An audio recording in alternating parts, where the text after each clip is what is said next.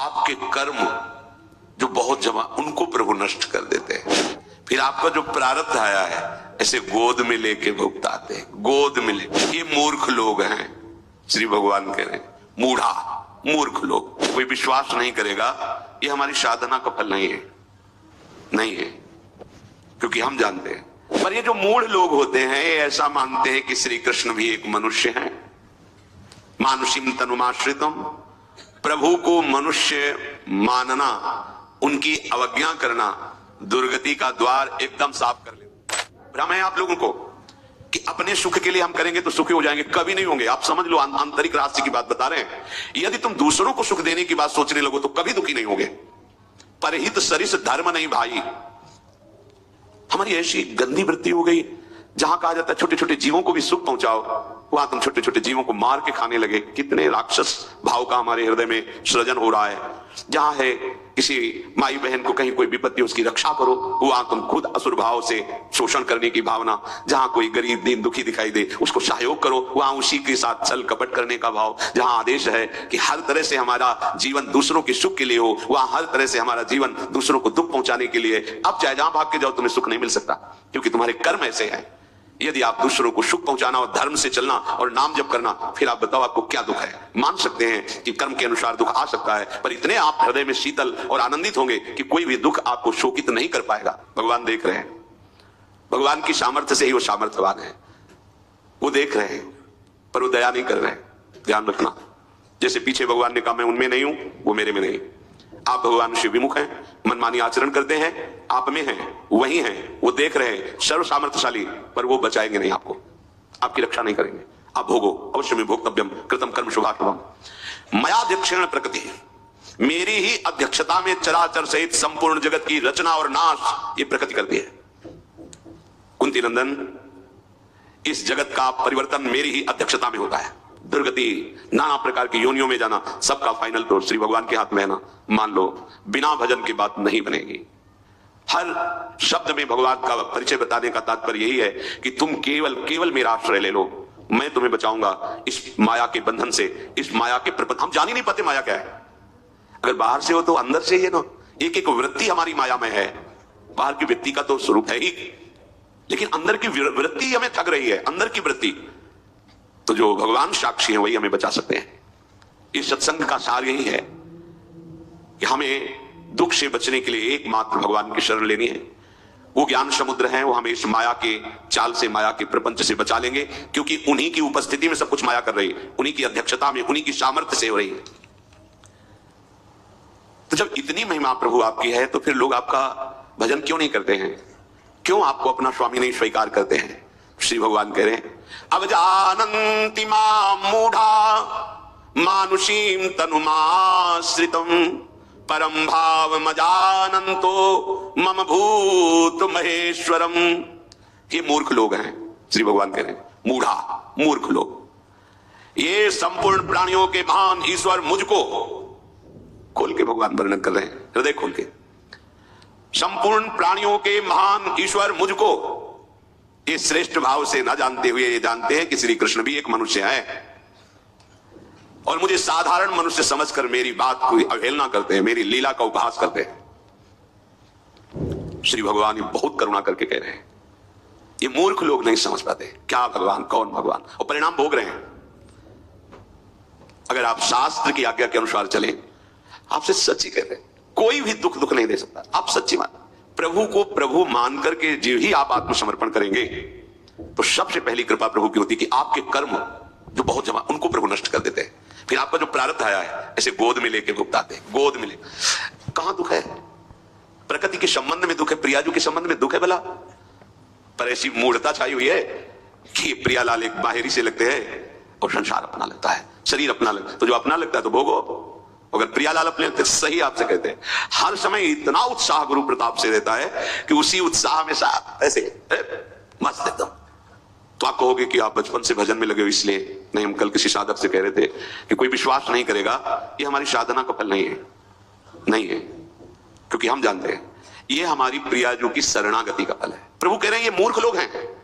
अब जानन्ति मां मूढ़ा मानुषीम तनुमाश्रितम, ये मूर्ख लोग मेरे को, जो मैं संपूर्ण प्राणियों का महान ईश्वर हूं, ये मेरे पर श्रेष्ठ भाव न रखकर समझते श्री कृष्ण भी मानुषीम तनु, ये मनुष्य शरीरधारी हैं, और ये मनुष्य शरीरधारी समझ करके मेरी बात का उपहास कर देते हैं, अवज्ञा कर देते हैं। जिनकी श्रद्धा स्फूर्ति पाकर प्रकृति अनंत ब्रह्मांडों का क्षण में सृजन करती है, चराचर स्थावर जंगम प्राणियों को जिनकी सामर्थ्य से प्रकृति प्रकट करती है, प्रकृति और उसके कार्य मात्र का संचालन, प्रवर्तक, शासक, संरक्षक एकमात्र जो है वो है श्री कृष्ण। श्री कृष्ण के ही भय से भयभीत होकर वायु प्रवाहित होती है, सूर्य तपता है, प्रकृति अपना सर्वस्व कार्य करती है। प्राणी अपने कर्मों के अनुसार जिन जिन लोकों में जाते हैं, उन उन लोकों के लोकपतियों पर भी जिनका आदेश चलता है वो है श्री कृष्ण। जो ईश्वरों का भी ईश्वर है वो है श्री कृष्ण। सर्वभूत महेश्वरम, समस्त ईश्वरों के भी ईश्वर महेश्वरम मैं हूं, प्रभु श्री कृष्ण कह रहे। परम भावम, इस भाव को नहीं जानते हैं। ये भाव मनुष्य शरीर में ही हमें प्राप्त करने को मिलेगा, देव शरीर में भी नहीं भाव प्राप्त कर सकते। बहुत बहुत बढ़िया दांव लग गया, जिसे आप खिलवाड़ में जीवन काट रहे हैं ना, बहुत कीमती देवता लोग तरसते हैं। देव दुर्लभ पे ही कही गई है मनुष्य देव, क्योंकि ये भाव आपको इसी योनि में प्राप्त हो सकता है, मनुष्य शरीर में, ब्रह्मा बनने पर भी नहीं। इसीलिए जो प्रभु की चरणारविंद की भक्ति करते हैं वो कहते हैं पारमेष्टम न महेंद्र जिष्णुम, मुझे ब्रह्मा का पद नहीं चाहिए, इंद्र का पद नहीं चाहिए, सम्राट पद नहीं चाहिए, योग की सिद्धियां नहीं चाहिए, मोक्ष भी नहीं चाहिए। हे कृष्ण, बस आपका नाम जपूं, आपके ध्यान में मगन रहूं। समस्त कर्मों का उलटफेर करने में जिनकी इशारे की जरूरत है, उलटफेर करने में, मान लो आपका भाग्य एकदम ही निकृष्ट कर्मों से युक्त है। जैसे सुदामा जी के भाग्य में लिखा था 6 श्री, दरिद्रता, वैभव का नाश, श्री का नाश, और जब तंदुल पाए भगवान ने तो उलटफेर कर दिया। 6 का उल्टा करो यक्ष, और श्री उल्टा इधर रख लो, यक्ष श्री। 6 श्री तो अब यक्ष श्री, मतलब कुबेर भी जिनके धन की याचना करे ऐसा वैभव सुदामा को दे दिया, जैसे द्वारिकापुरी वैसे सदा। ये सामर्थ्य केवल श्री कृष्ण में है, किसी दैवी शक्ति में नहीं। तुम्हारे पूरे भाग्य को पलट दे, तभी तो हम वृंदावनवासी बनते हैं। ये हमारे भाग्य से थोड़ी है, हमारे भाग्य को पलट दिया लाडली जी ने, तभी तो हम ठसक से रहते हैं कि हम मरेंगे तो यही मरेंगे। तो तुम अपने भाग्य के विधाता थोड़ी हो कि तुम सोचोगे वही हो जाएगा। अरे जो लिलाट में लिखा है ये सिद्धांत है, जन्म मरण ब्याह गति जोई, जस जहां लिखा तहां तस होई। इसको कोई मिटा थोड़ी सकता है। लेकिन शरणागत, मैं अखंड वृंदावन वास करता हूं, यही अपने शरीर को रज में छोड़ूंगा, बदल गया भाग्य। श्री जी ने पूरा भाग्य बदल दिया, जो ब्रह्मा ने रचा था ना, बदल गया। ब्रह्मा की नहीं चलेगी, अब श्री जी की सखियों की चलेगी, श्री जी की चलेगी। जो भाग्य को, कर्मों को उलटफेर कर सकता है 1 सेकंड में, वो है प्रभु। अभी समझ में ना आवे तो तुम जानो, अरे हमारे भाग्य में नहीं है भजन करना, भाग्य में नहीं है वृंदावन वास करना, भाग्य में नहीं भगवत प्राप्ति। ये हमको नया भाग्य रचना पड़ेगा। हमको कैसे? प्रभु की शरण में होने से। जे ही शरण में होंगे हमारे भाग्य खुल जाएंगे। ब्रह्मा के रचित भाग्य को पलट करके श्री जी की सखियां नया भाग्य रचेंगी, तभी तो हमें सहचरी वपु मिलेगा। हमारे भाग्य में थोड़ी लिखा है सहचरी वपु। उलटफेर करने में जो सर्वथा परम स्वतंत्र है वो है श्री कृष्ण, और श्री कृष्ण जिनके अधीन है वो है हमारी लाडली जी, जाके अधीन सदाई सावरो या ब्रज को शिरता। पर ये जो मूढ़ लोग होते हैं ये ऐसा मानते हैं कि श्री कृष्ण भी एक मनुष्य हैं।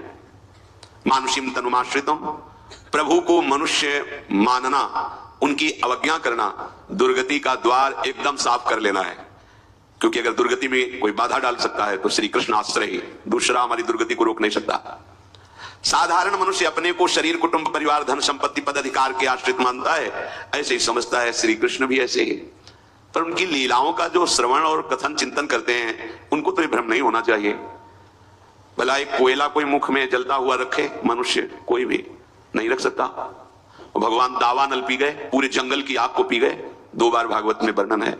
मुंजाटवी में जब आग लगी भगवान पी गए। एक बार पूरे दावानल में गोपों ने जब पुकार की तो भगवान ने कहा आंख बंद कर दो और पी गए। एक बार सबने देखा वो बंशी बट में है, भगवान वहां से उनको बंसी बट में कालिया के जहर से बचाना, गिरिराज जी को उठाना, देवराज इंद्र का के शरण में होना, बड़े बड़े भगवान के लीला चरित्रों में ऐसा दिखाई देता है कि ये ना कोई योगी कर सकता है ना कोई महान तपस्वी, ये तो केवल भगवान ही कर सकते हैं।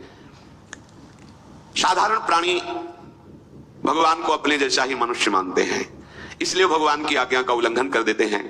अब कैसे उनको बताएं कि इतने सुंदर, इतने प्यारे हैं कि कोई भी इनको गले लगाने के लिए लालायित हो जाए। कोई भी, राक्षस भी हो गए, सूर्पनखा भी भगवान श्री राम को देख करके आसक्त हो गई है।